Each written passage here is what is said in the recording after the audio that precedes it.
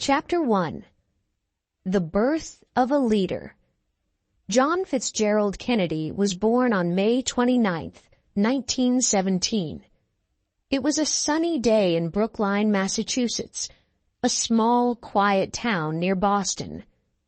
His family was special, even back then. They were not just rich, they were ambitious.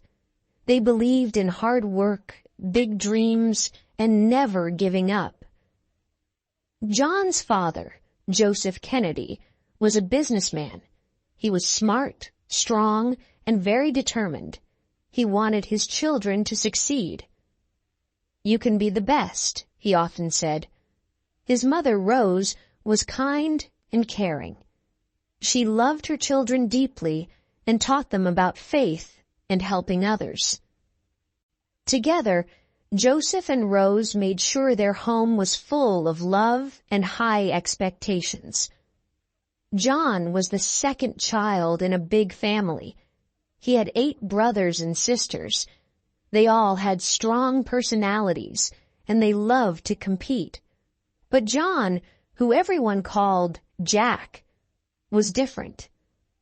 He wasn't the strongest or the loudest. He was small and often sick. Jack had many illnesses as a child. He spent days, sometimes weeks, in bed.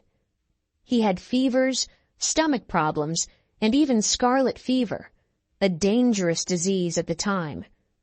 His family worried about him. His mother would sit by his bed, holding his hand, whispering, "You'll be fine, Jack. You're strong." But Jack didn't always feel strong.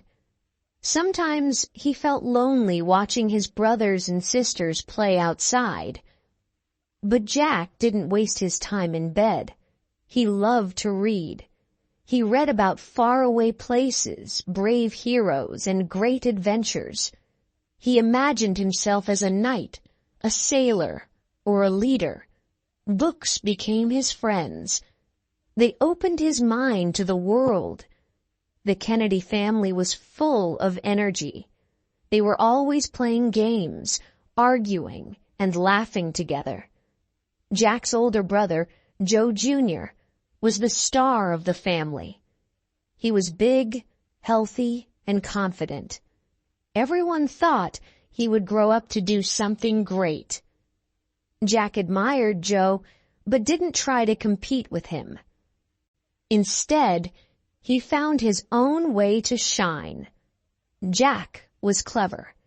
He had a quick wit and a sharp sense of humor.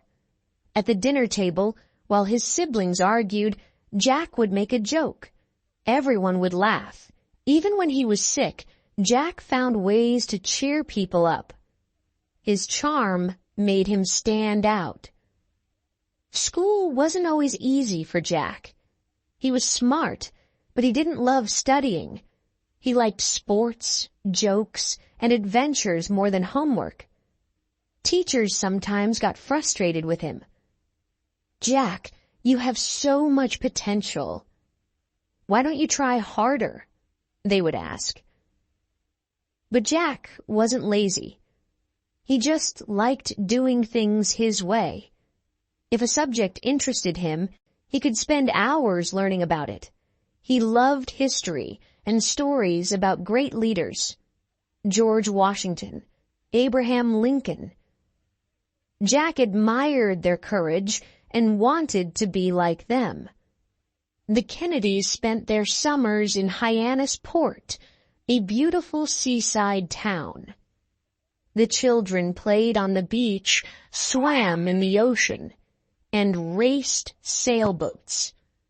Jack loved the water. He felt free and alive when he was sailing. It became one of his favorite things to do.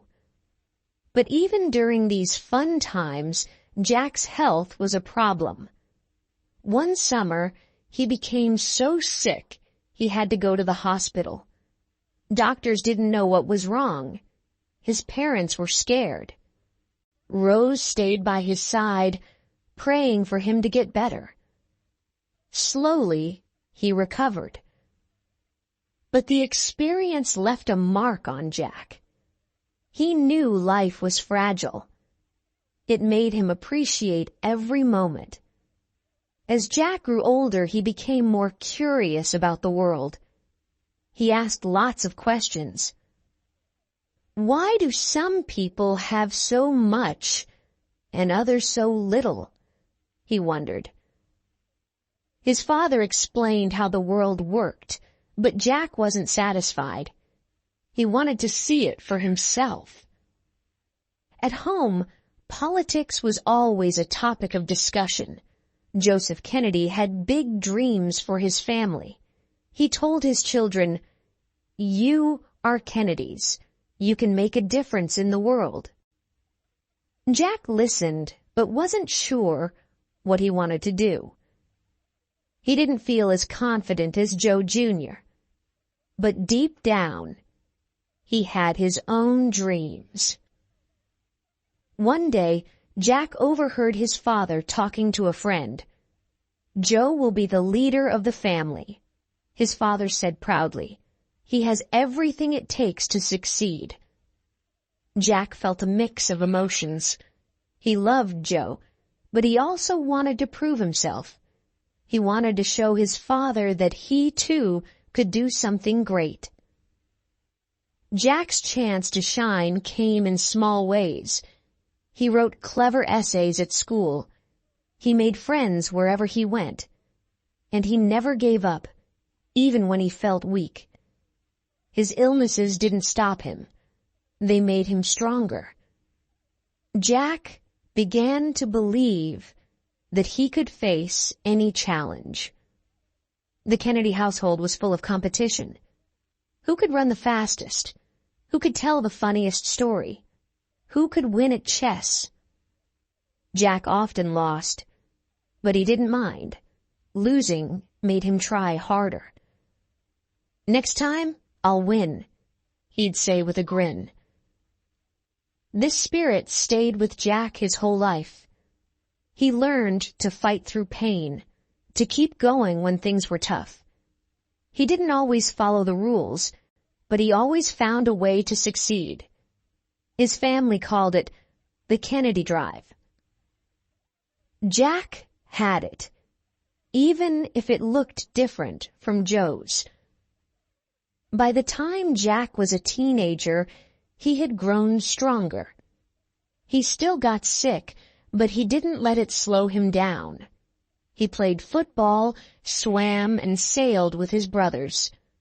He also started to think more about the future. What kind of man did he want to be? What difference could he make? Jack didn't have all the answers yet, but he knew one thing. He wanted to live an exciting life. He didn't want to sit still or follow an ordinary path.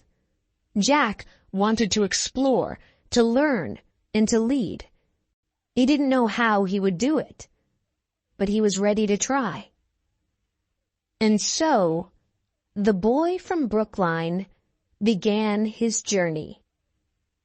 A small, curious, often sick boy who dreamed of doing something great. Jack Kennedy didn't look like a leader yet, but deep inside, the spark of leadership was already there. Chapter 2. A Boy with Big Dreams. John Fitzgerald Kennedy, or Jack as everyone called him, was not an ordinary boy. His childhood was full of laughter, adventure, and challenges. Growing up in the big Kennedy family meant life was never boring. There was always something happening. A game to play, a race to win, or a joke to share. Jack and his brothers and sisters spent hours outside. They played football in the yard, built forts, and in winter had snowball fights until their hands were numb. Summers were even better. The Kennedy family had a house in Hyannisport, near the sea. Jack loved the ocean. He spent hours sailing, feeling the wind in his face and the salt water on his skin. On the boat, he felt free. But Jack's life wasn't all fun. He was often sick. Sometimes it was just a cold, but other times it was more serious. When he was 2 years old, Jack had scarlet fever, a dangerous disease at the time. His parents were terrified. He stayed in the hospital for weeks, fighting to get better. And he did. But even after that, Jack's health stayed fragile. Jack hated being sick. It meant he had to stay in bed while his brothers and sisters played outside. Some days, he felt lonely.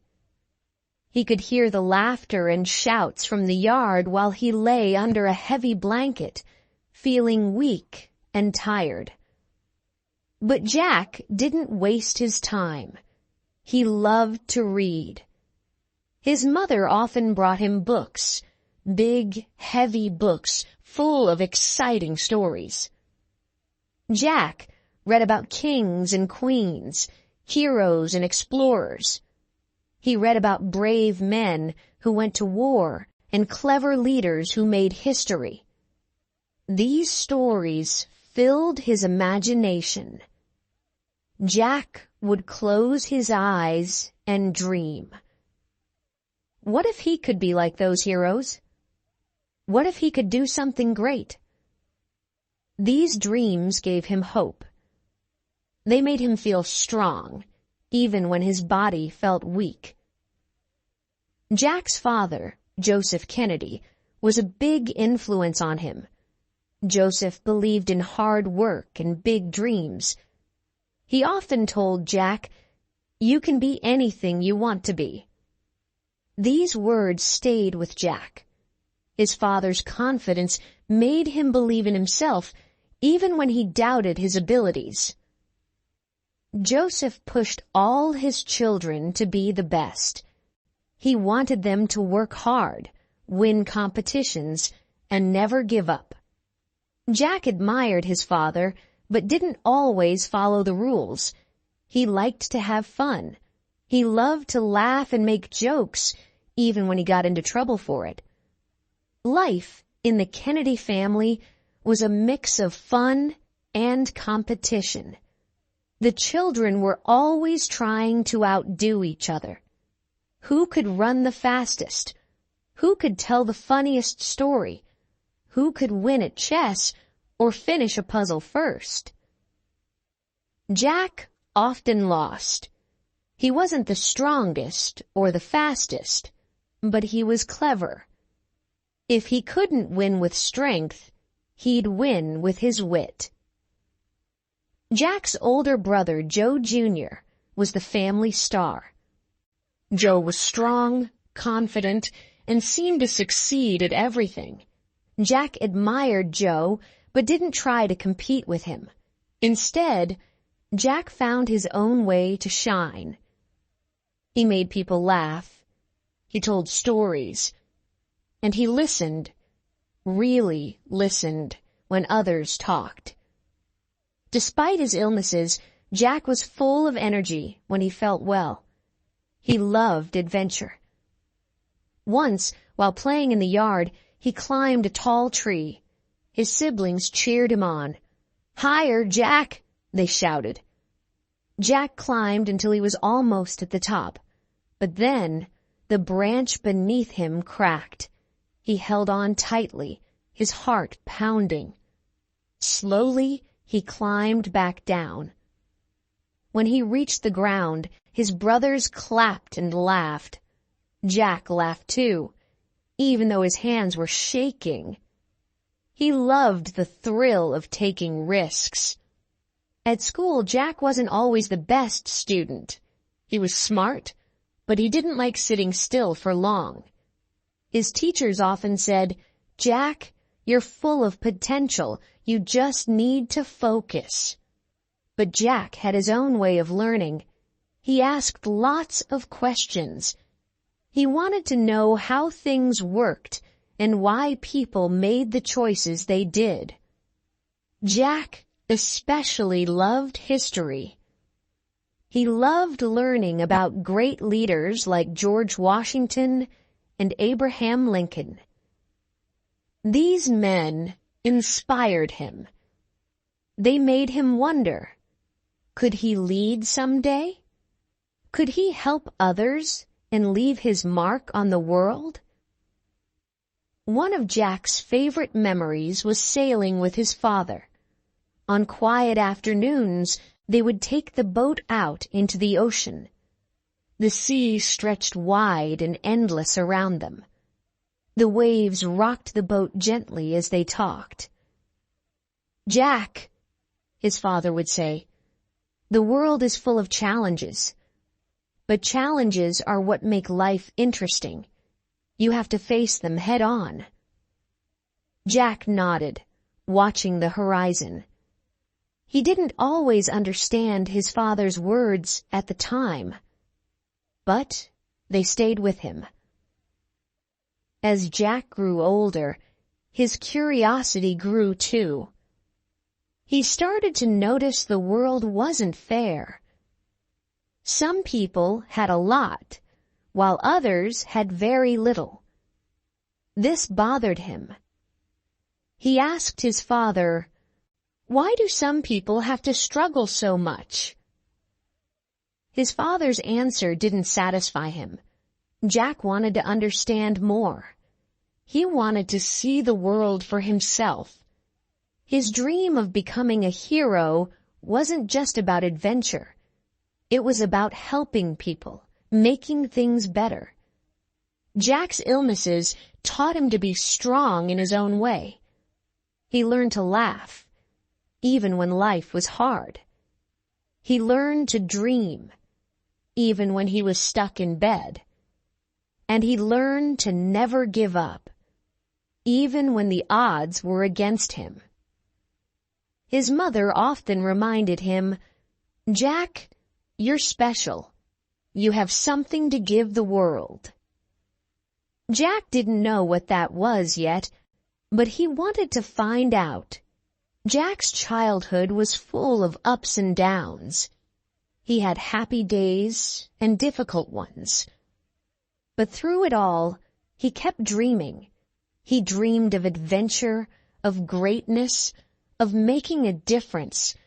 He didn't know how or when it would happen, but deep down, he believed in his future. Jack Kennedy was still a boy, but the seeds of a leader were already growing inside him.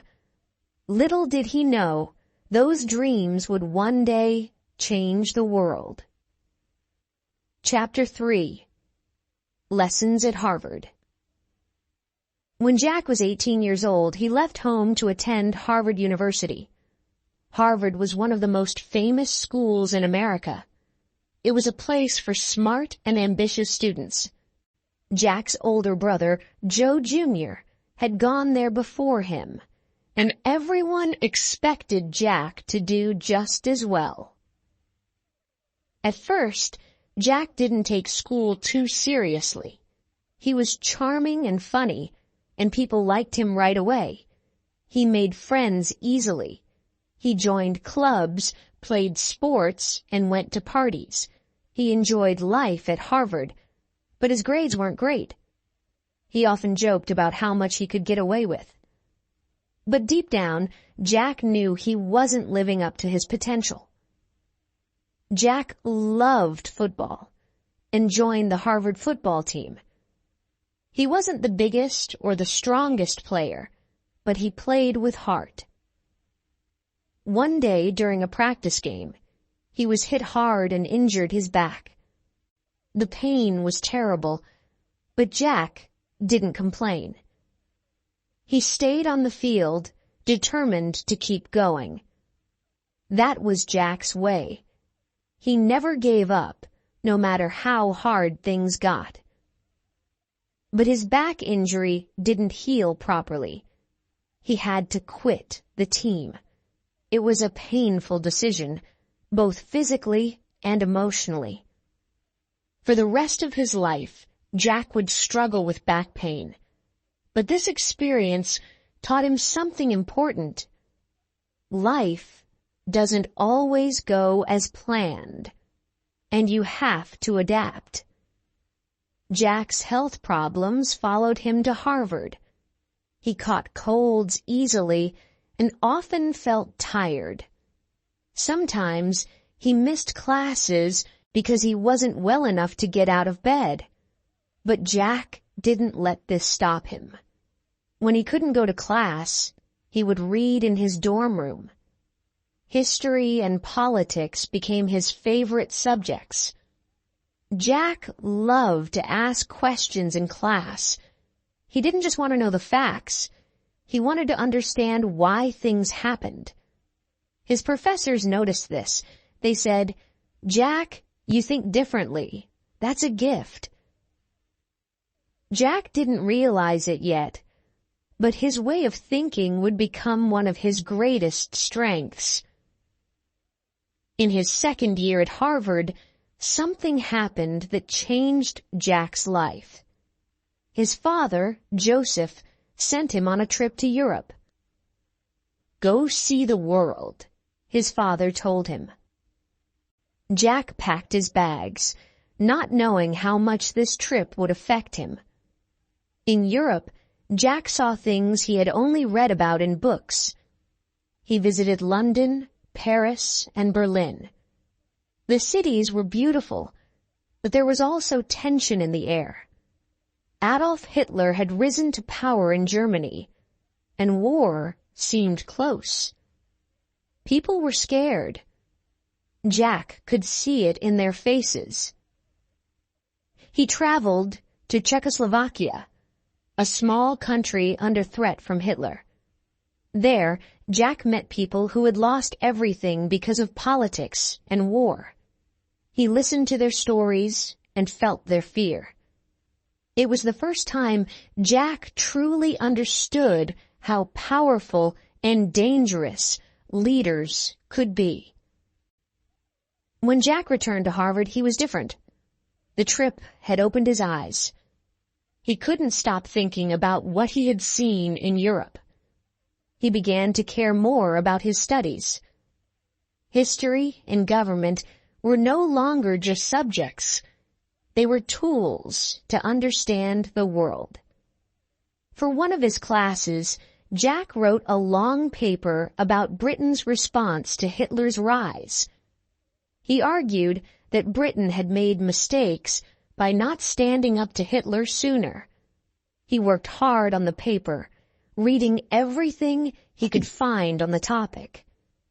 When he turned it in, he wasn't sure what his professor would think. The professor was impressed. "Jack," he said, "you have a talent for writing. Use it." Jack felt proud. For the first time, he realized he could use his mind and his words to make a difference. Jack started to focus more on school, but he didn't lose his fun side. He still loved making people laugh. His friends often said, "Jack has a way of bringing people together." He had a natural charm that made him the center of attention, even when he wasn't trying. One of his closest friends at Harvard was Lem Billings. The two became inseparable.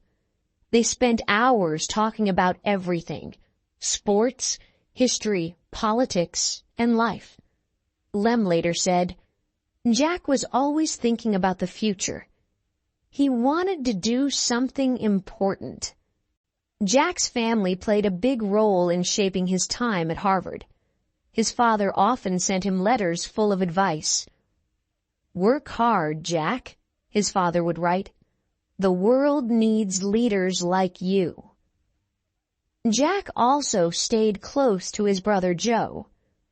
Joe was studying law and preparing for a bright future. He was still the family star, and Jack admired him. But Jack also began to feel his own ambitions growing. Jack's younger sister, Kathleen, was another big influence. Kathleen, or Kick, as everyone called her, was fun, bold, and full of life. She and Jack were very close. She believed Jack could do great things, and her encouragement meant a lot to him. During his last year at Harvard, Jack began writing his senior thesis, a big research paper that every student had to complete to graduate. Jack's topic was the events leading up to World War II. He focused on why some countries had been too slow to act against Hitler. Jack worked tirelessly, reading, writing, and revising. When he finished, his father read the paper and said, "This is good, Jack. You should publish it." With his father's help, Jack turned his thesis into a book called Why England Slept. The book explained how Britain's mistakes had allowed Hitler to grow stronger. When the book was published, it became a surprise success. People praised Jack's ideas and writing. Jack was proud, but he didn't let the success go to his head. He knew he still had much to learn. Graduating from Harvard was a proud moment for Jack. He had grown a lot during his time there. He started as a carefree young man who loved sports and parties. But by the end, he was a thoughtful writer and thinker, ready to face the challenges of the world. As Jack walked across the stage to receive his diploma, he thought about all he had learned. The lessons weren't just from books. They came from his travels, his friendships, and his struggles. Jack knew that life would test him again, but he felt ready. Jack's time at Harvard shaped him in ways he didn't fully understand yet. He had discovered his love for history, his talent for writing, and his passion for making a difference. These lessons stayed with him as he moved into the next chapter of his life, a chapter full of challenges, courage, and leadership. Little did Jack know, his journey was just beginning. Chapter 4. A Hero at War. World War II began in 1939. Countries around the world were drawn into the conflict. By 1941, America joined the fight after the attack on Pearl Harbor. Young men everywhere signed up to serve. Among them was Jack Kennedy. Jack wanted to join the Army, but his health problems made it difficult. His back pain and illnesses were a concern for doctors, but Jack didn't give up. He tried again and again. Finally, with the help of his father, he was accepted into the Navy. Jack was determined to serve his country. After training, Jack was given command of a small boat called PT-109. PT boats were fast and light, used by the Navy to attack enemy ships. Jack was excited but nervous. He wanted to prove himself as a leader. His crew liked him right away.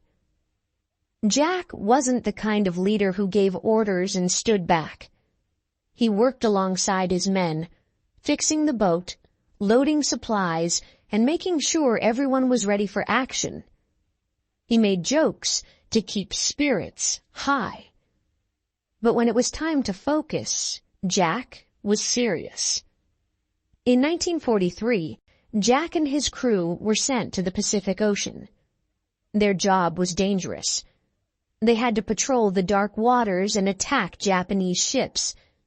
Every night, they faced the threat of enemy fire. Jack felt the pressure, but he didn't let it show. He wanted his men to feel safe, even in the face of danger. One night, On August 2nd, 1943, Jack and his crew were patrolling near the Solomon Islands. It was dark, and the sea was quiet. Suddenly, a Japanese destroyer, a large, heavily armed ship, appeared out of nowhere. Before Jack could react, the destroyer slammed into PT-109. The impact was violent. The boat split in two. Jack and his crew were thrown into the water. The sea was cold and filled with oil from the wrecked boat. Jack shouted, "Is everyone alive?" His men called back one by one. 2 crew members were missing, and Jack feared the worst. He swam through the wreckage, searching, but he couldn't find them. The surviving crew clung to pieces of the broken boat. Some were injured. Everyone was scared. But Jack stayed calm. He knew he had to lead them. "We'll make it," he said. "Stick together." Hours passed. The sun rose and the heat became unbearable. The men were exhausted, hungry, and thirsty. Jack decided they couldn't stay in the water. Nearby, he saw a small island. It was far, but it was their only chance. Jack told his crew, "We're swimming to that island." Jack took a piece of rope and tied it to an injured crew member named Patrick McMahon. Patrick couldn't swim because of his burns. Jack put the rope in his mouth and began to swim, pulling Patrick behind him. The journey was long and painful. The salt water stung Jack's wounds, and his back ached terribly. But he didn't stop. He couldn't leave his man behind. After hours of swimming, Jack and the crew reached the island. It was small and empty, with no food or fresh water. But it was land. They collapsed on the shore, too tired to speak. Jack looked at his men. They were alive, but barely. He knew they couldn't survive long without help. The next morning, Jack decided to swim again. This time, he swam to another island, hoping to find help. The current was strong, and sharks were in the water. Jack's muscles burned, and his body begged him to stop. But he kept going. "I have to do this," he thought. "My crew is counting on me." On the island, Jack found friendly villagers. They didn't speak English, but they understood Jack needed help. They gave him food and water and promised to send a message to the Allied forces. Jack carved a message on a coconut shell. 11 alive. Need help. Kennedy. The villagers took the message and paddled their canoe to find help. Jack returned to his crew. Days passed. They were weak and scared. But Jack kept their spirits up. He told them stories and made plans for what they would do after the war. "We're going home," he said. "Just hold on." Finally, after 6 long days, a rescue boat arrived. Jack's crew cheered as they were pulled from the island. They were saved. The men owed their lives to Jack's bravery and determination. News of Jack's heroism spread quickly. When he returned to America, people called him a hero. But Jack didn't feel like a hero. He thought about the 2 men who had died when PT-109 was hit. He carried that sadness with him for the rest of his life. Still, he was proud of what he had done for his crew. His actions showed his strength, courage, and leadership. For his bravery, Jack received the Navy and Marine Corps Medal. The citation read, "For heroism in the rescue of his crew. Jack didn't talk much about his medal, but his family was proud. His father said, "Jack, you've proven yourself. You're a true Kennedy." The experience of war changed Jack. He saw how fragile life was. He saw the courage of ordinary people. And he saw how important leadership was in times of crisis. These lessons stayed with him. Jack returned to civilian life with a new sense of purpose. He had faced death and survived. Now, he wanted to make a difference in the world. He didn't know it yet, but this experience would prepare him for the challenges ahead. Jack's story of PT-109 became famous. It was written about in newspapers and magazines. People admired his courage and leadership. But for Jack, it was about more than the headlines. It was about the bond he shared with his crew, the strength he found in himself, and the lessons he learned in the darkest moments. Jack Kennedy was no longer just a boy from Massachusetts. He was a hero, a leader, and a man ready to face whatever came next. Chapter 5. Entering Politics. After World War II, Jack Kennedy returned home to a hero's welcome. Newspapers told the story of his courage in the Pacific, and people admired him for saving his crew. But Jack didn't feel like a hero. He thought about the men who didn't make it home. Their loss weighed on him. He wanted to honor their memory by doing something meaningful with his life. Jack wasn't sure what to do at first. He had always been curious about politics and history. During the war, he had seen how decisions made by leaders affected the lives of millions. He wanted to make a difference, too. Jack's father, Joseph Kennedy, had big dreams for his children. He believed they could achieve anything. "Jack," his father said one day, "the world needs strong leaders. You can help people. You should run for office." Jack listened, but he wasn't sure. Politics seemed difficult and uncertain. Did he have what it took? Joseph encouraged him. "You face bigger challenges, Jack," he said. "You have a way with people. They trust you." Jack thought about it. He didn't see himself as a politician, but the idea of helping others excited him. Maybe this was his path.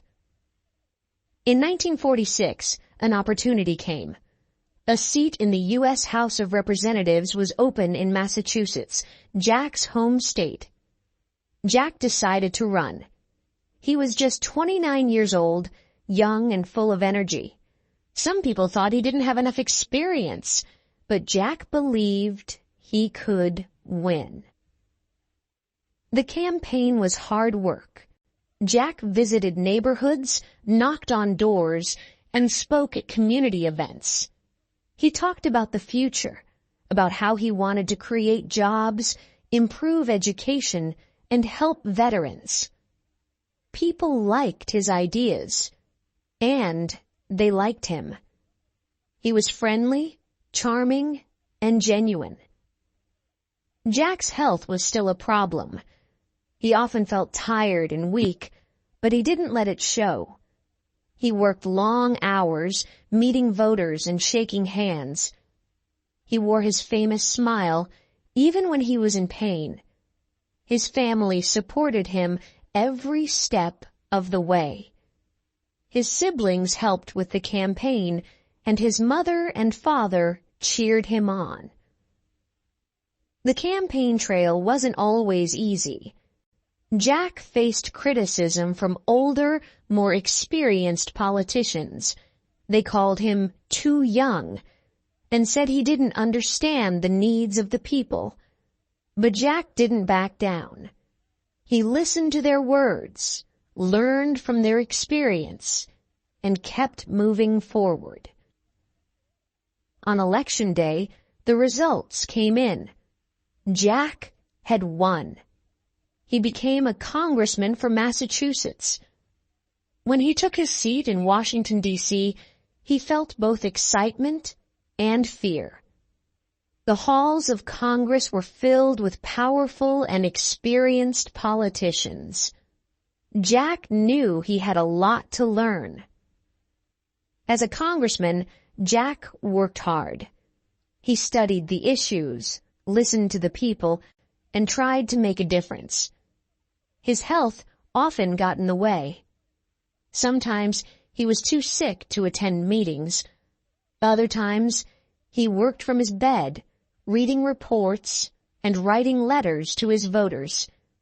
Despite the challenges, Jack didn't give up. He believed that leadership wasn't about being perfect.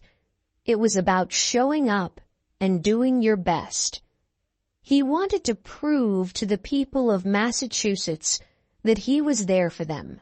Jack's charm and intelligence helped him make friends in Congress. He worked with people from both political parties. He believed in cooperation. "We can accomplish more together," he often said. This attitude earned him respect, even from those who didn't agree with him. Jack's speeches in Congress were clear and powerful. He spoke about helping veterans find jobs and making education more affordable. He also talked about the need for peace. After seeing war firsthand, Jack believed it was the duty of leaders to prevent future conflicts. Jack's time in Congress taught him many lessons. He learned how to negotiate, how to listen, and how to lead. He also learned how to handle criticism. Some people thought he wasn't doing enough. Others thought he was too ambitious.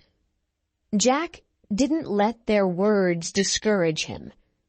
Instead, he used them as motivation to work harder. By 1952, Jack had spent 6 years in Congress. He began to think about his next steps. His ambition had grown. He wanted to have a bigger impact. He wanted to help more people. Jack decided to run for the U.S. Senate. This was a big decision.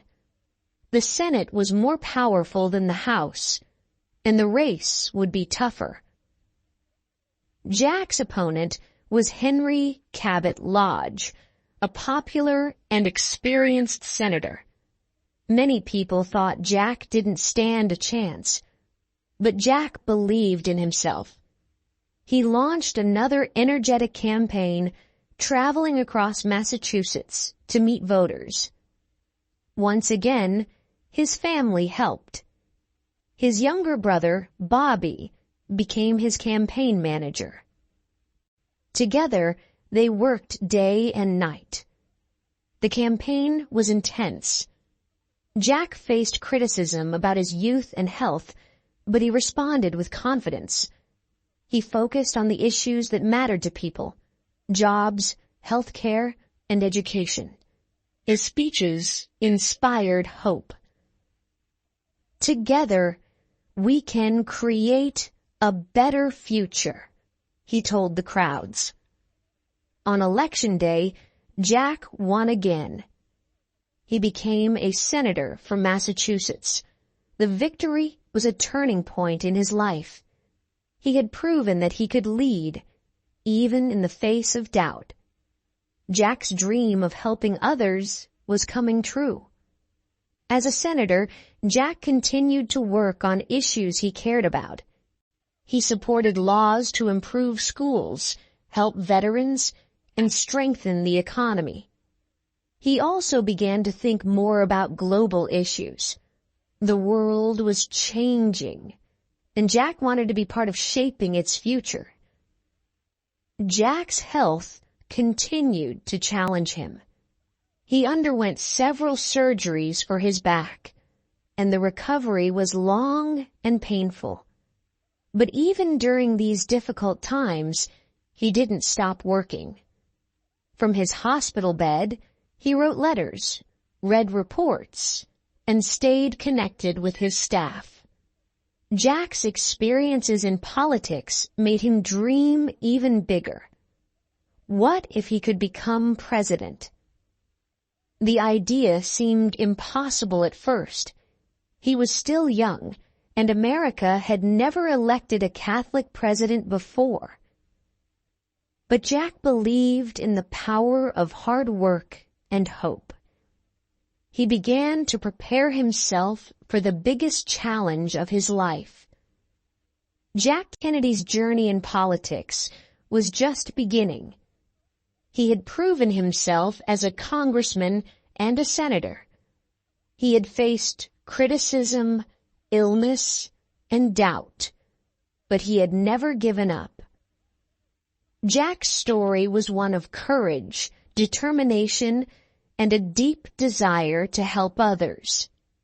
Little did he know, his greatest challenges and his greatest triumphs were still ahead. Before we begin Chapter 6, a quick note for our listeners. You're currently listening to this audiobook on Woo English. Remember, this content is specially made for Woo English listeners only. If you're hearing it on any other channel, it may be a violation of Woo English's rights.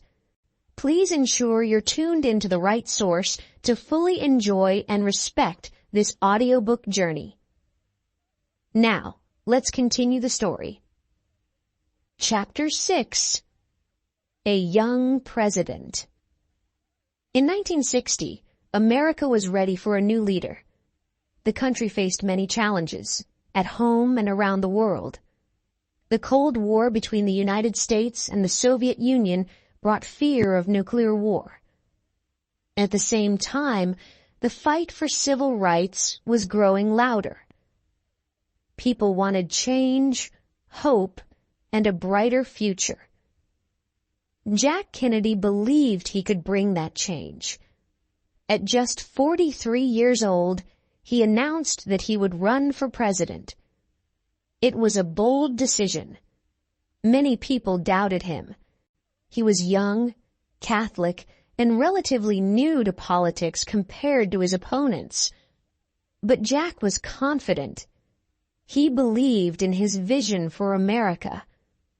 Jack's opponent in the race was Richard Nixon, the Vice President of the United States. Nixon was experienced and well-known. Many thought he would easily win, but Jack had something special, his charisma. When he spoke, people listened. He had a way of making them feel hopeful. The campaign was intense. Jack traveled all over the country, meeting people and sharing his ideas. He spoke about what he called the new frontier. This was his vision for America, a future filled with progress, equality, and peace. Jack wanted to inspire people to dream big and work together. For the first time in history, television played a big role in the election. Jack and Nixon debated on live TV. Millions of Americans watched as the two candidates answered tough questions. Nixon was serious and experienced, but Jack appeared calm, confident, and full of energy. He looked straight into the camera and spoke to the American people as if he were speaking to each of them personally. After the debate, people couldn't stop talking about Jack. His charm and confidence won over many voters. Some even said it was the debates that changed the course of the election. As Election Day approached, the race became closer and closer. Jack's campaign team worked tirelessly. His younger brother Bobby managed the campaign and helped Jack stay focused. Jack's wife, Jackie, also played an important role. She charmed voters with her grace and intelligence. Together, they made a powerful team. Finally, on November 8, 1960, the votes were counted. Jack had won. He was elected as the 35th President of the United States. The victory was narrow, but it was historic. Jack had made history as the youngest man and the first Catholic ever elected president. The inauguration took place on January 20th, 1961.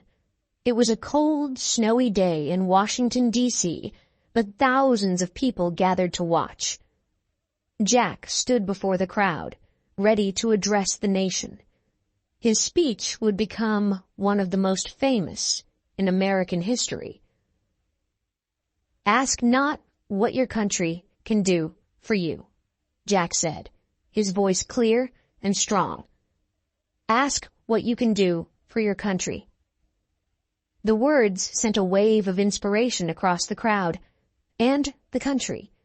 Jack was calling Americans to action.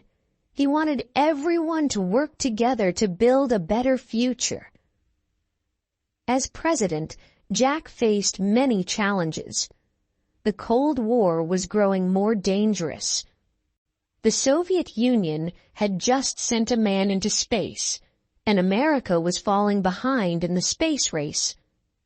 Jack knew this was a critical moment. He made a bold promise. America would send a man to the moon before the end of the decade. This promise excited people. It wasn't just about winning the space race. It was about proving that America could achieve the impossible.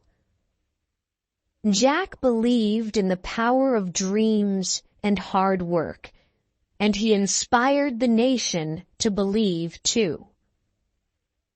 At home, Jack faced another important challenge: the fight for civil rights. African Americans were demanding equal rights, but the country was deeply divided. Jack supported their cause.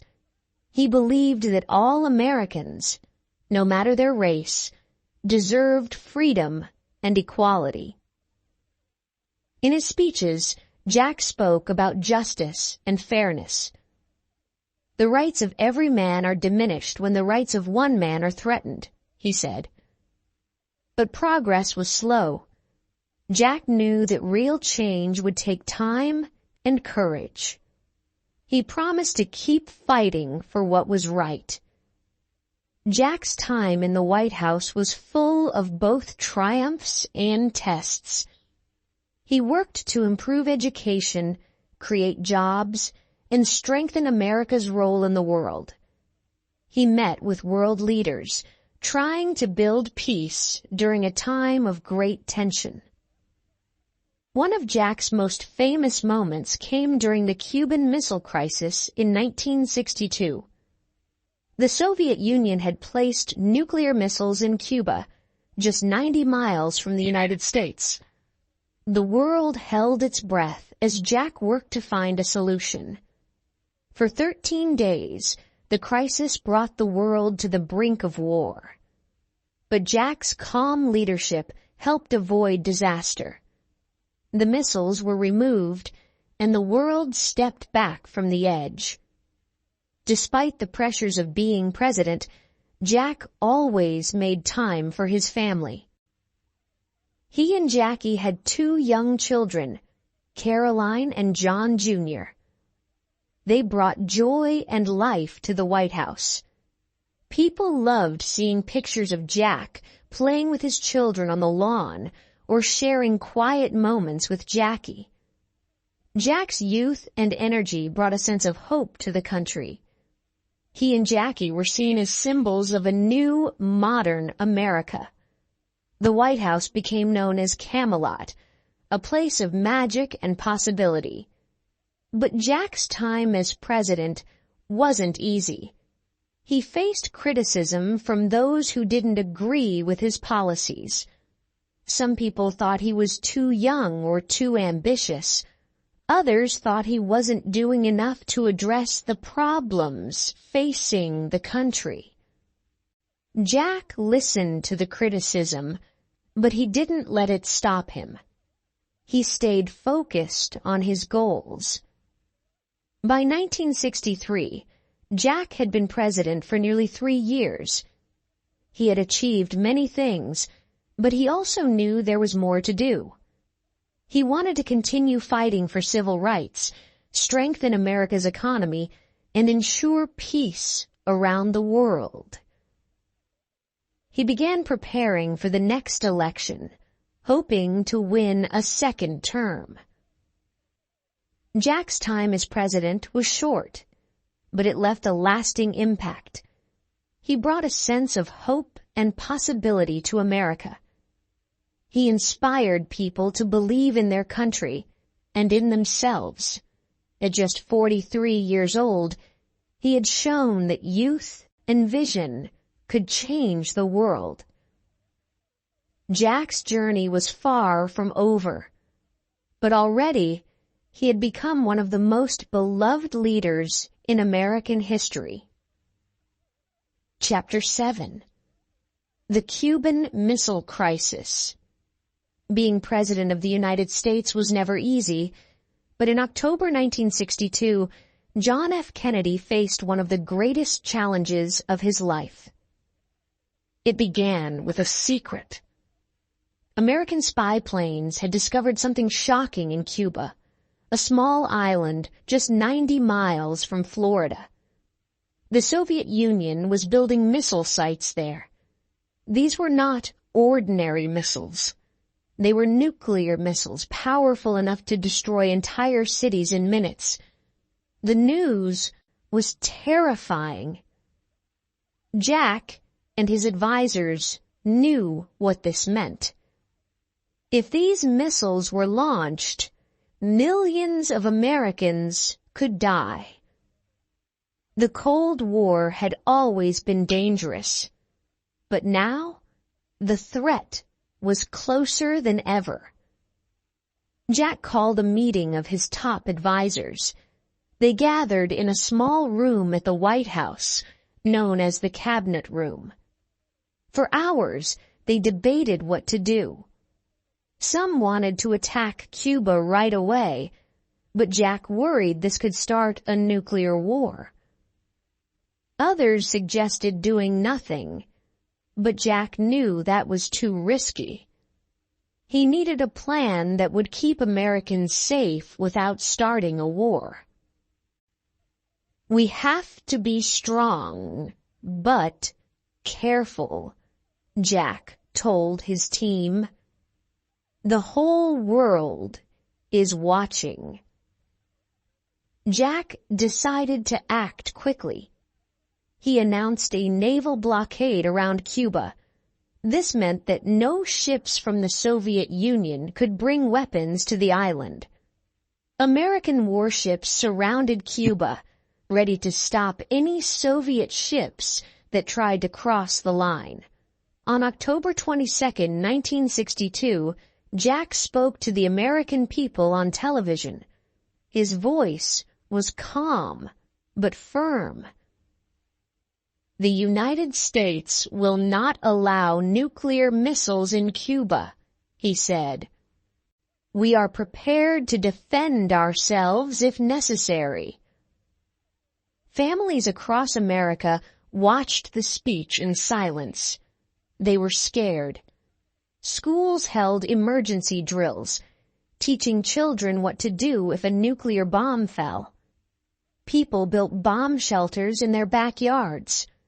Everyone hoped for the best, but feared the worst. For 13 days, the world held its breath. Soviet ships carrying more missiles sailed toward Cuba. Would they stop at the blockade, or would they try to break through, risking war? Jack stayed calm under pressure. He held secret meetings every day, weighing his options. He also wrote letters to the leader of the Soviet Union, Nikita Khrushchev. In the letters, Jack tried to find a peaceful solution. "We both want to avoid war," he wrote. "Let us work together to make that happen." The tension grew with each passing day. American military forces were on high alert. Bombers with nuclear weapons were ready to fly at a moment's notice. The world was on the brink of disaster. Then, on October 24th, something remarkable happened. The Soviet ships approaching the blockade stopped. They turned around. It was a small victory, but the crisis wasn't over yet. The missiles already in Cuba were still there. Jack continued to negotiate with Khrushchev. Finally, on October 28th, the two leaders reached a deal. The Soviet Union agreed to remove its missiles from Cuba. In return, the United States promised not to invade Cuba. Secretly, Jack also agreed to remove American missiles from Turkey, near the Soviet Union's border. The crisis was over. The world breathed a sigh of relief. Jack's leadership during the Cuban Missile Crisis was praised around the world. He had stayed calm and strong in the face of danger. He had avoided war while protecting the safety of the American people. Many said it was his finest moment as president. But Jack knew how close the world had come to disaster. He often thought about the lessons of the crisis. He believed that communication and diplomacy were the keys to peace. He also believed that nuclear weapons were too dangerous to ever be used. The Cuban Missile Crisis changed Jack forever. He became more determined to work for peace. In the months that followed, he gave speeches about the need to reduce nuclear weapons. He said, "We must never put the future of humanity at risk again." Jack's actions during those 13 days showed the world what true leadership looked like. He proved that courage and calm could overcome fear and chaos. The crisis had tested him like never before, and he had risen to the challenge. The Cuban Missile Crisis remains one of the most dramatic moments in history. It showed how close the world could come to destruction, but also how strong leadership could pull it back from the edge. For Jack Kennedy, it was a defining moment, one that cemented his legacy as a leader who stood for peace and humanity. Jack's story was far from over, but those 13 days would always be remembered as a time when he saved the world from its darkest hour. Chapter 8. Fighting for Civil Rights. In the 1960s, America was changing.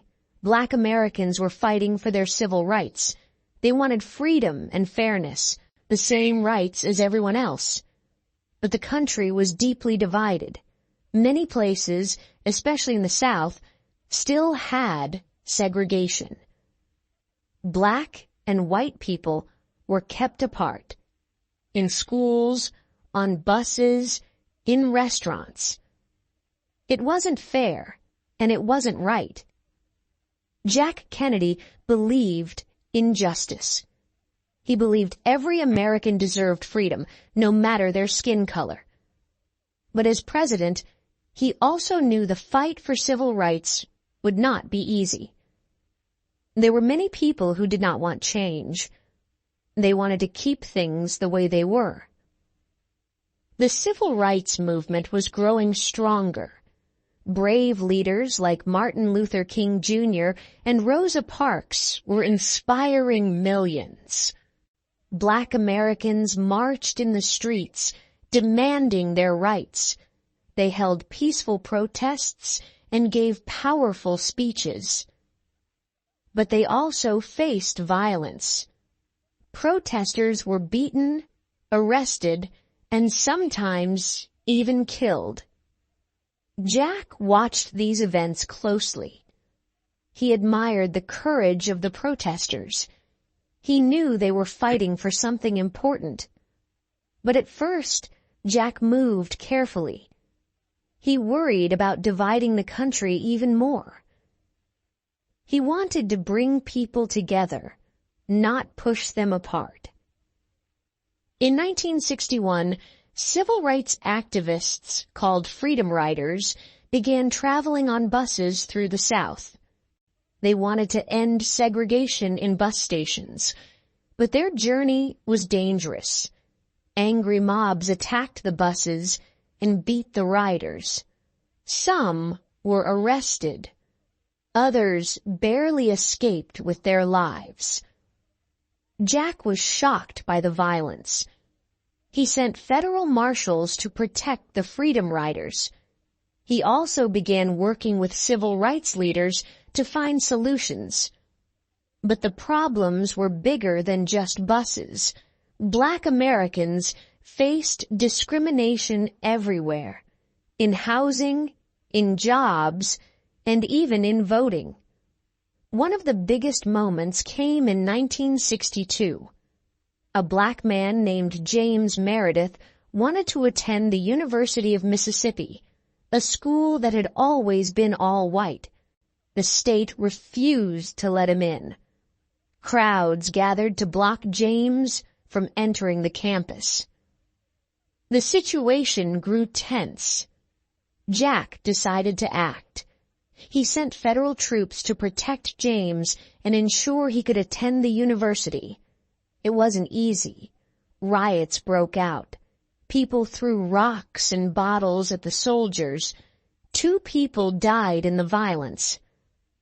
But in the end, James Meredith walked onto campus and became a student. It was a victory for civil rights and for Jack's leadership. By 1963, the fight for civil rights could no longer be ignored. Jack gave a powerful speech to the nation. He looked straight into the camera and said, "We are confronted with a moral issue. It is as old as the scriptures and as clear as the American Constitution. It is time to act." Jack's words inspired millions. He spoke about fairness and justice, about the need to treat every person with dignity. "We are all created equal," he said. "Now is the time to make that promise real." Jack knew that words were not enough. He needed to take action. He proposed a new law called the Civil Rights Act. This law would end segregation in public places. It would make it illegal to discriminate against someone because of their race. It was a bold step, and it faced strong opposition. In Congress, some politicians fought hard against the Civil Rights Act. They made speeches, held meetings, and tried to block the law from passing. They said it was too much change, too fast. But Jack didn't give up. He worked tirelessly, meeting with leaders, building support, and convincing others to join him. While Jack fought for civil rights in Washington, protests continued across the country. In August 1963, more than 250,000 people gathered in Washington, D.C. for the March on Washington. It was one of the largest protests in American history.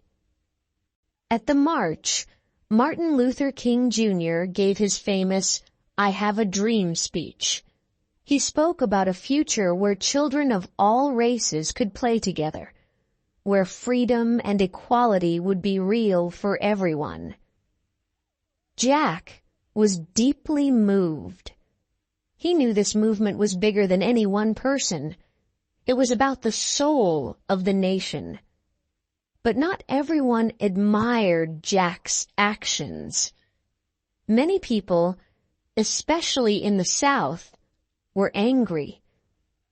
They called him a traitor to his race. Some even sent threats to the White House. Jack didn't let the anger stop him. He believed he was doing the right thing. In private, Jack admitted how hard the fight was.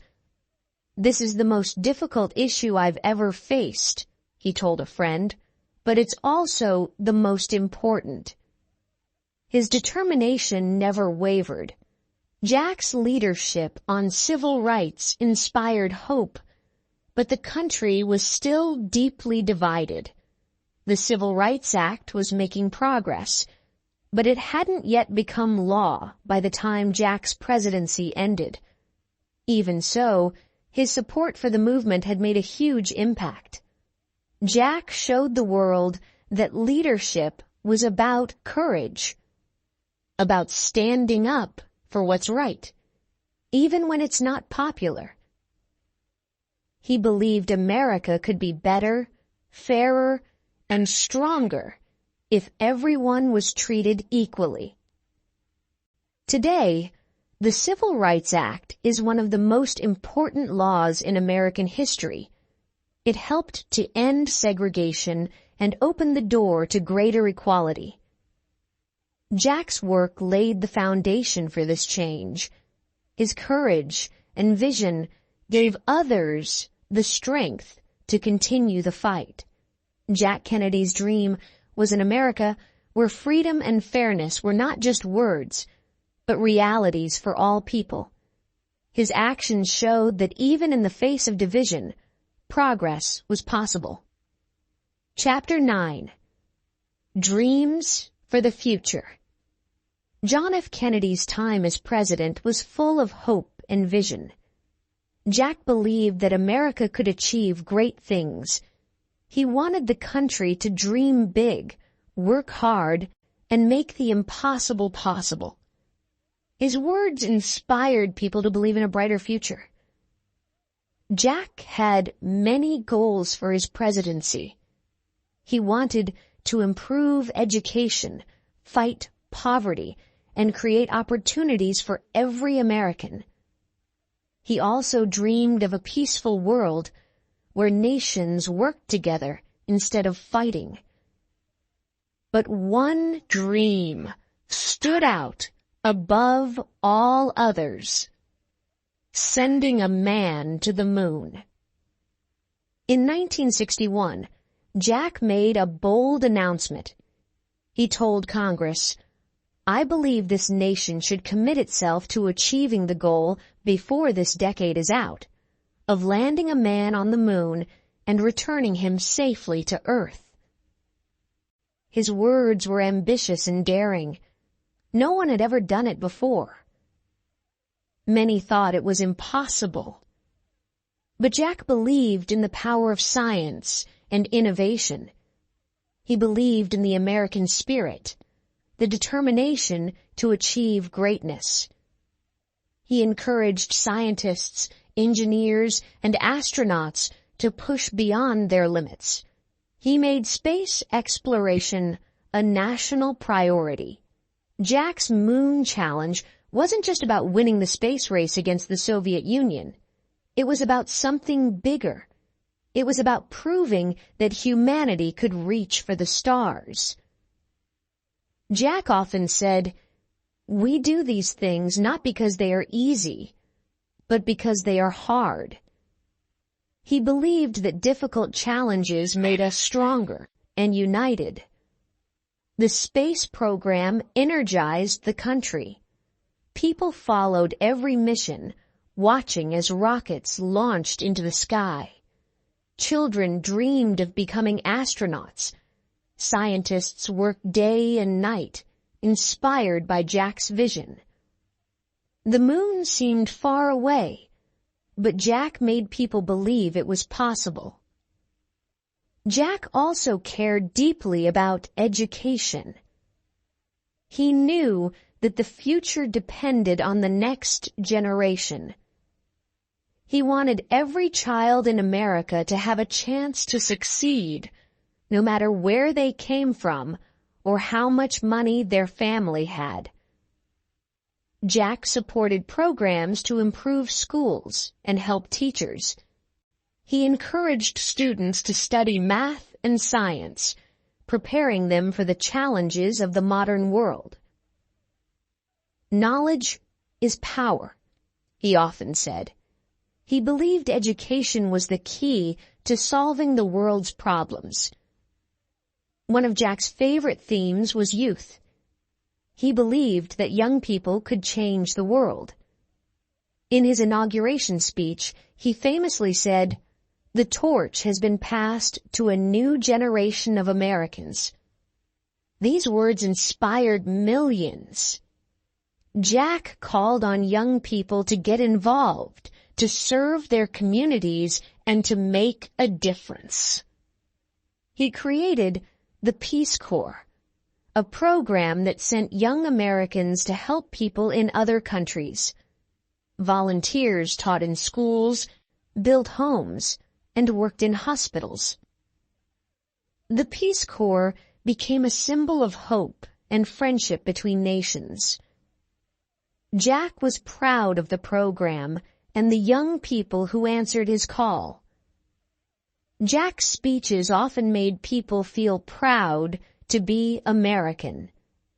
He had a way of connecting with everyone, no matter their background. He spoke about unity, about working together to solve problems. In a time when the world was divided by the Cold War, Jack reminded people of the importance of peace. He once said, "Our most basic common link is that we all inhabit this small planet. We all breathe the same air. We all cherish our children's future, and we are all mortal." These words touched hearts and made people think about what truly mattered. But Jack's dreams were not without challenges. He faced criticism from those who thought he was asking for too much. Some people thought the moon mission was too expensive. Others thought his focus on education and peace was unrealistic. Jack listened to their concerns, but he didn't let them stop him. He believed in his vision and kept moving forward. Behind the scenes, Jack worked tirelessly to make his dreams a reality. He held meetings with scientists, educators, and world leaders. He studied reports, asked questions, and made tough decisions. Even when his health problems made him tired, he pushed through. He wanted to leave the world better than he found it. Jack's family also inspired his dreams for the future. His wife, Jackie, shared his passion for education and culture. She worked to bring art and history to the White House, making it a place of learning and inspiration. Jack's children, Caroline and John Jr., reminded him of the importance of building a better world for the next generation. Jack often spoke about the future. He imagined a world where poverty was reduced, where education was accessible to all, and where nations lived in peace. He knew these dreams would take time, but he believed they were worth pursuing. The future belongs to those who believe in the beauty of their dreams, he said. In 1962, Jack visited Rice University in Texas to talk about his moon mission. Standing before a large crowd, he spoke with passion and conviction. "We choose to go to the moon," he said, "not because it is easy, but because it is hard." The audience erupted in applause. They felt Jack's excitement and shared his belief in what America could achieve. Jack's dreams for the future were not just about science, education, or peace. They were about hope. He believed that when people came together, they could accomplish anything. He wanted Americans to feel proud, not just of their country, but of themselves. He reminded them that they had the power to shape the future. Even though Jack's time as president was short, his dreams left a lasting impact. After his death, his vision continued to guide the nation. In 1969, just 6 years after Jack's famous speech, Neil Armstrong became the first man to walk on the moon. Millions of people around the world watched as Armstrong took his first steps and said, "One small step for man, one giant leap for mankind." It was the moment Jack had dreamed of, and it became a reality. Today, John F. Kennedy is remembered as a leader who dared to dream big. His words and actions inspired a generation to believe in the power of hope, hard work, and unity. His dreams for the future remind us that even the biggest challenges can be overcome when we work together. Jack's legacy lives on in the hearts of those who continue to reach for the stars, fight for justice, and believe in a better tomorrow. Chapter 10. A Tragic Day in Dallas. November 22, 1963, was a sunny day in Dallas, Texas. The streets were filled with people. Men, women, and children stood in long lines, hoping to catch a glimpse of President John F. Kennedy. Jack was visiting Texas to speak about his plans for the future. He wanted to unite the people and gain their support for the changes he believed in. Jack and his wife, Jackie, were riding in an open-top car. Jackie wore a pink suit and waved to the cheering crowds. Jack smiled, his hand raised in a friendly wave. He loved meeting people. The excitement in the air was contagious. As the car moved through downtown Dallas, the crowds grew bigger. People shouted, "We love you, Jack," and "Welcome to Dallas." Children waved small American flags. Jack leaned over to Jackie and said, "It's a beautiful day." The motorcade turned onto Elm Street. The car slowed as it passed the Texas School Book Depository, a large brick building. Jack continued to wave. Suddenly, a loud sound echoed through the streets. It sounded like a firecracker. People looked around, confused. Then came another sound, and another. Jackie turned to Jack, her face full of fear. "Jack!" she cried. But it was too late. Jack had been shot. The crowd froze in shock. People screamed and ran. Some dropped to the ground, holding their children close. The car sped away, heading for the nearest hospital. Jackie cradled Jack in her arms, tears streaming down her face. "Stay with me, Jack," she whispered. But Jack didn't respond. At Parkland Hospital, doctors worked desperately to save the president. Nurses rushed in and out of the operating room. The world seemed to stop as everyone waited for news. But the damage was too severe. At 1 p.m., John F. Kennedy was pronounced dead. He was just 46 years old. The news spread quickly. In homes, offices, and schools across America, people listened to the radio and watched the news on television. When they heard the words, "President Kennedy has died," many couldn't believe it. Tears filled their eyes. Some dropped to their knees and prayed. Others hugged their loved ones tightly, overwhelmed with grief. The Vice President, Lyndon B. Johnson, was sworn in as the new president that same day.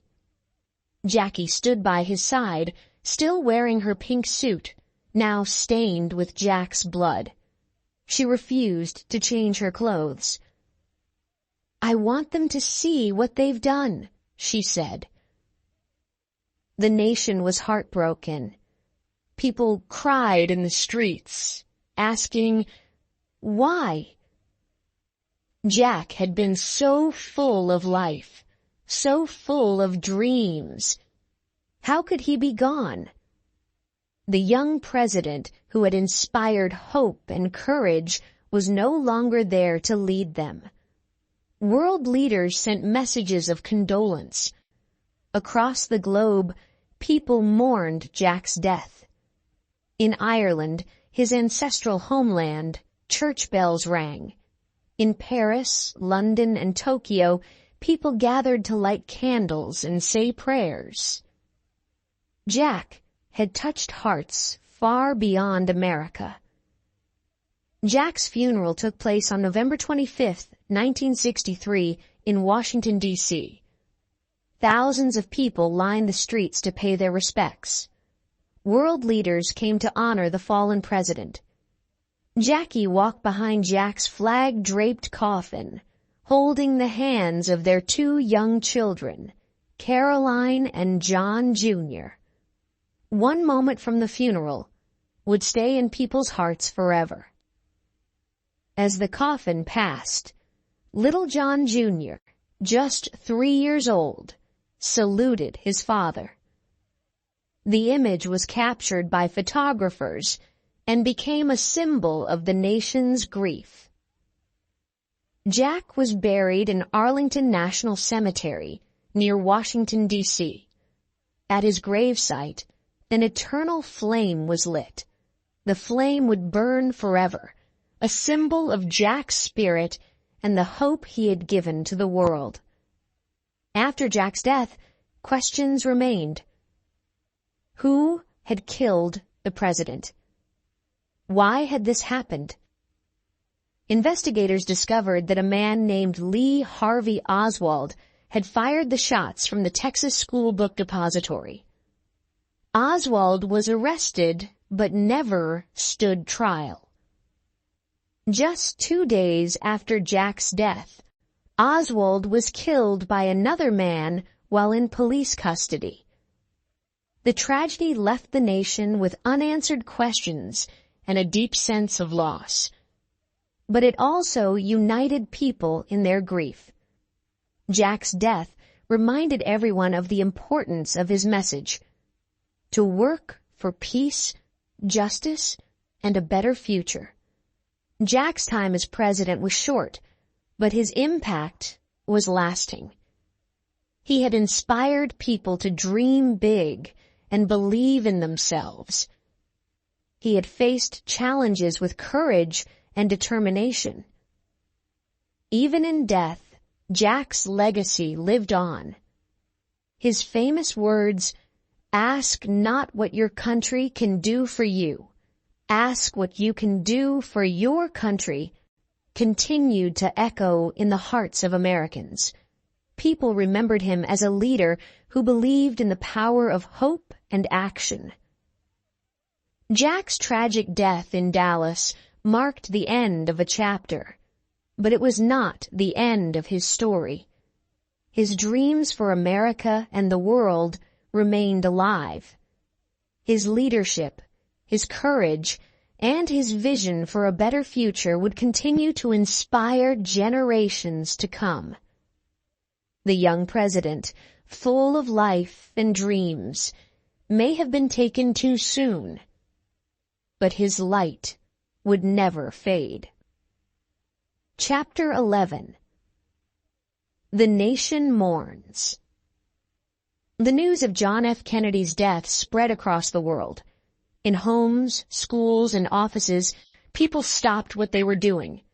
Radios played soft music, and television anchors spoke with sadness in their voices. It was a moment of shock and grief, not just for America, but for the world. Jack had been a symbol of hope. He had spoken of the future, of dreams, and of unity. Now he was gone. People cried openly in the streets. Strangers hugged each other, sharing their sorrow. Churches held special services, and candles burned in windows across the country. Jack's funeral was held on November 25th, 1963, 3 days after his death. The streets of Washington, D.C. were filled with silence. Crowds stood shoulder to shoulder, waiting to say goodbye to their president. Some held flowers. Others held signs that said, "We will never forget you, Jack." Jack's coffin, draped in the American flag, was carried through the streets on a horse-drawn carriage. It was a solemn sight. Soldiers marched alongside, their heads bowed in respect. Behind the coffin walked Jackie Kennedy and her 2 children, Caroline and John Jr. They were dressed in black, their faces showing both strength and sadness. Millions of people around the world watched the funeral on television. In their living rooms, families sat together, their eyes fixed on the screen.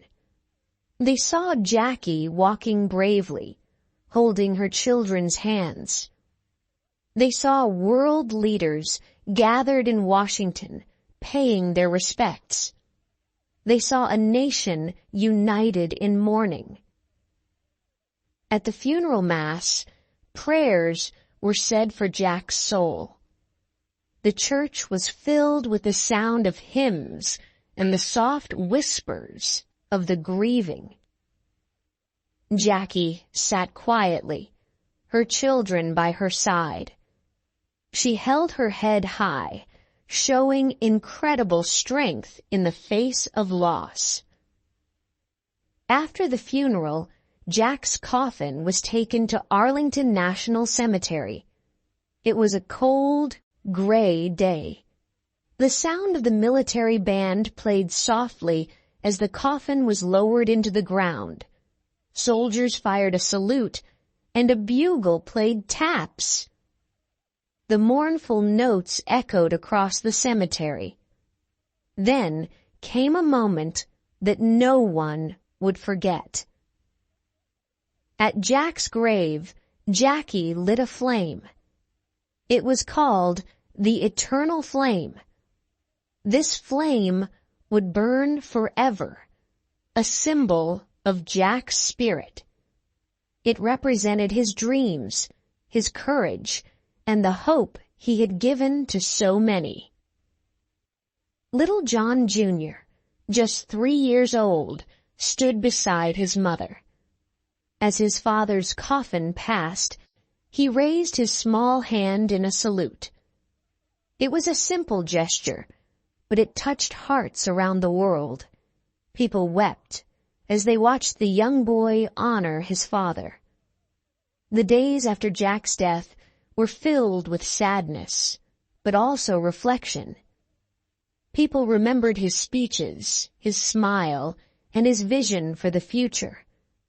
They whispered his famous words, "Ask not what your country can do for you. Ask what you can do for your country."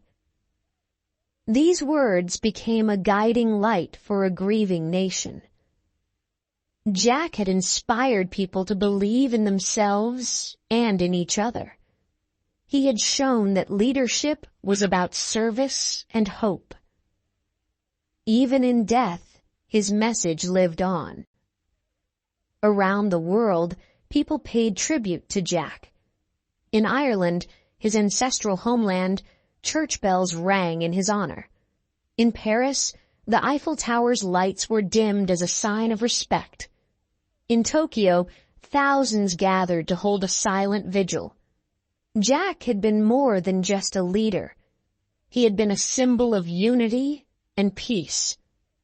In schools, children wrote essays about Jack.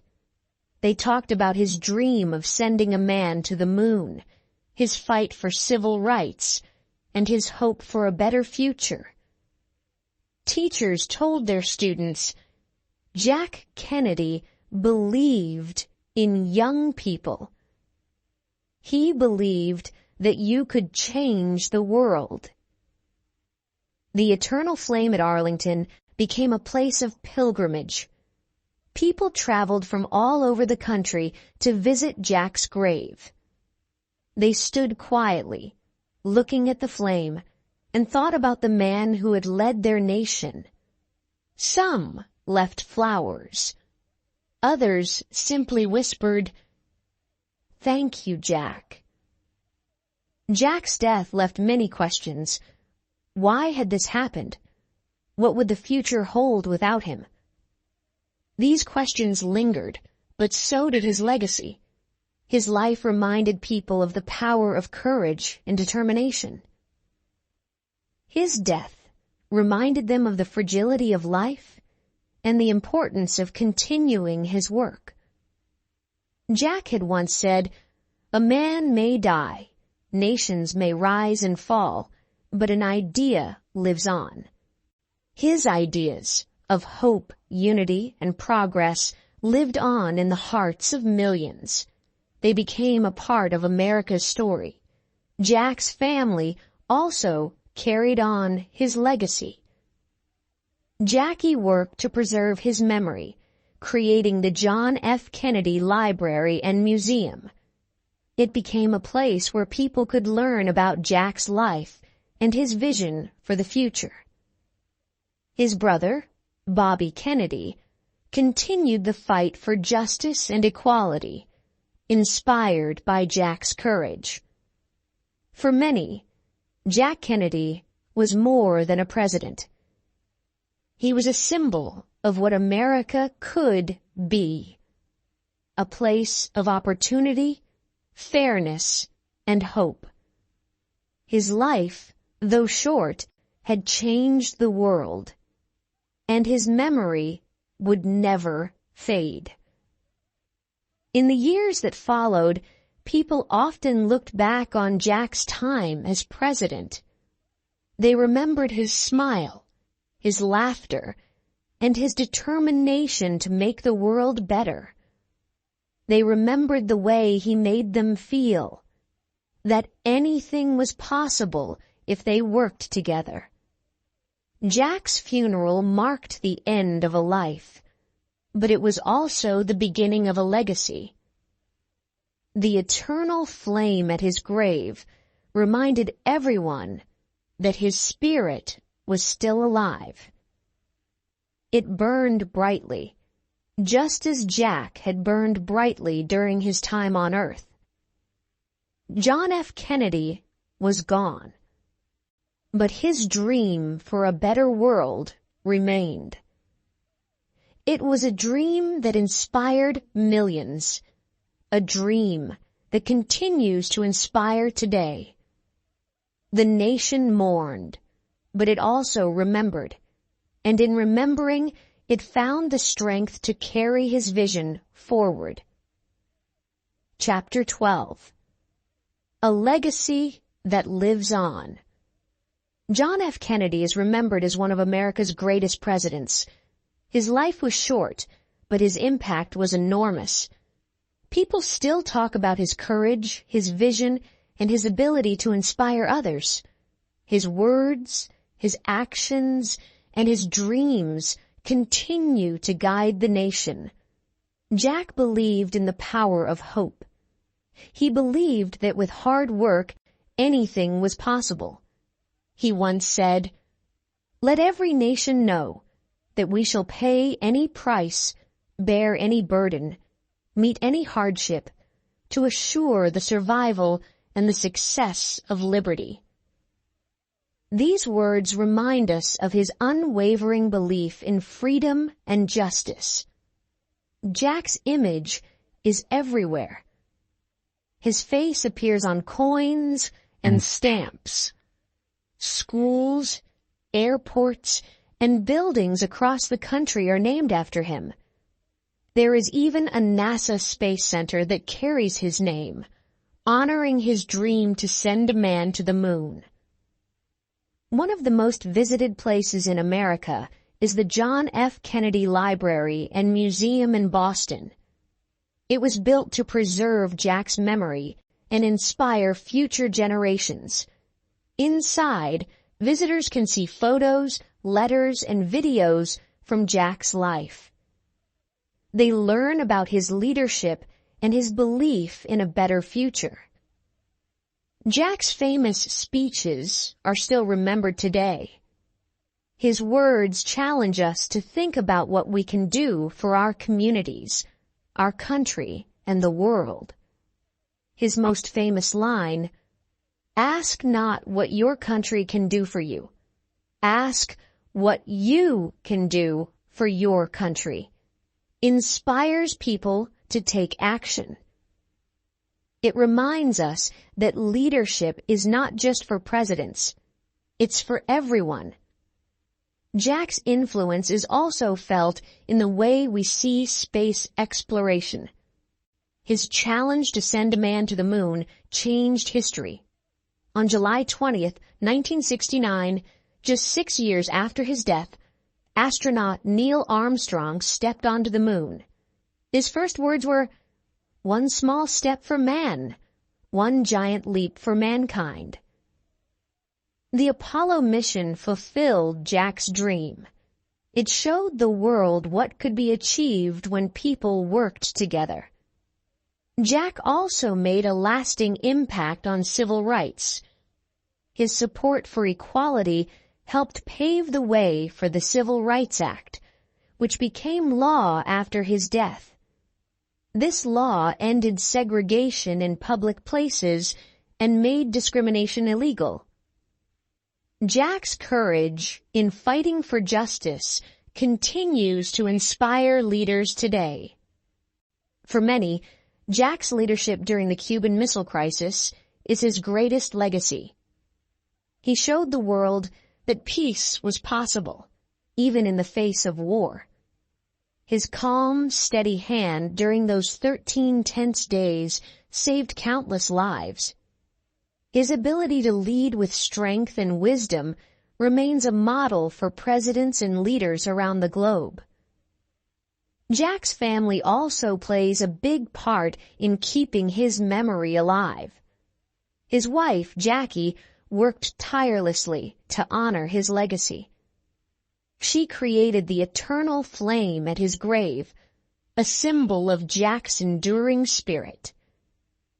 His brother, Robert Kennedy, continued Jack's work for justice and equality, and his children, Caroline and John Jr., carried their father's values into their own lives. The eternal flame at Arlington National Cemetery is a place of reflection. Visitors from all over the world come to stand by Jack's grave. They look at the flame and remember his life, his dreams, and his leadership. They think about the hope he gave to millions. Jack's story is one of courage and resilience. He faced illness, war, and tragedy, but he never gave up. He believed that one person could make a difference. He showed us that even when life is hard, we must keep moving forward. His life teaches us important lessons.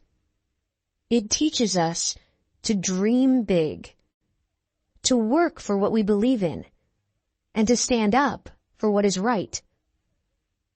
It shows us the power of leadership, not just in government, but in our everyday lives.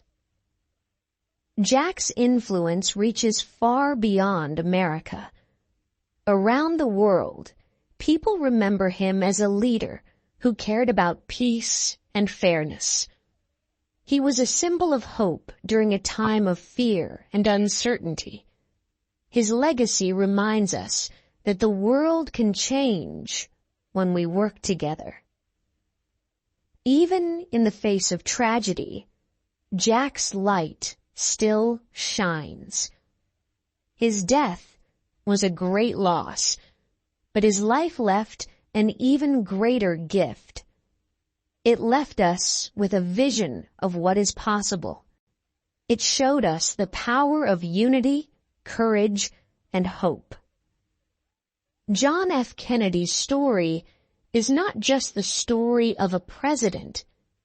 It is the story of a man who believed in people, in possibilities, and in the future. His legacy lives on in the hearts of those who continue to dream, to lead, and to make a difference. As long as there are people who believe in hope and progress, Jack's vision will never fade. His story will continue to inspire generations to come, and his light will continue to guide us toward a better tomorrow.